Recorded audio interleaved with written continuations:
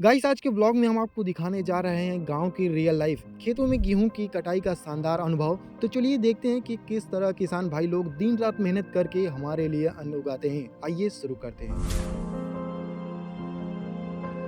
तो दोस्तों आप लोग देख सकते हैं कि खेतों में गेहूं पककर सुनहरे रंग में बदल गए हैं। अब समय आ चुका है इन्हें काटने का, ताकि इन्हें बाजार ले जाकर बेचा जा सके या फिर स्टोर किया जा सके। पहले के समय में किसान खेतों की जुताई, बुआई, सिंचाई और कटाई जैसे सभी कार्य हाथों से अथवा पारंपरिक औजारों की मदद से करते थे, जिन्हें उन्हें अधिक समय और मेहनत लगती थी। लेकिन आधुनिक मशीनों और तकनीकों के आ जाने से खेती का काम काफ़ी आसान और तेज कम समय में पूरा होने लगा है, जिससे किसानों की मेहनत भी कुछ हद तक कम हो गई है।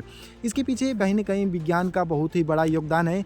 लेकिन भारत में कुछ अभी भी ऐसे जगह हैं जहां पर विज्ञान अभी पहुंच से बाहर है। गेहूं की कटाई के बाद उनके बालियों को गट्ठर बनाकर इस तरह इकट्ठा किया जाता है, ताकि उन्हें आसानी से खेत से बाहर ले जाया जा सके। इसके बाद थ्रेसिंग की प्रक्रिया शुरू होती है, जिसमें थ्रेसर मशीन की मदद से गेहूं के दाने भूसे से अलग किए जाते हैं। इस प्रक्रिया में एक तरफ साफ गेहूं और दूसरी तरफ भूसा इकट्ठा होता है। तो दोस्तों यह था गेहूं की कटाई का खूबसूरत सफ़र। हमारे किसान भाई दिन रात मेहनत करते हैं, तभी हमें रोज़ खाने को अन्न मिलता है। उम्मीद है कि यह ब्लॉग आपको पसंद आया होगा। तो मिलते हैं अगले ब्लॉग में, तब तक के लिए जय हिंद, जय किसान।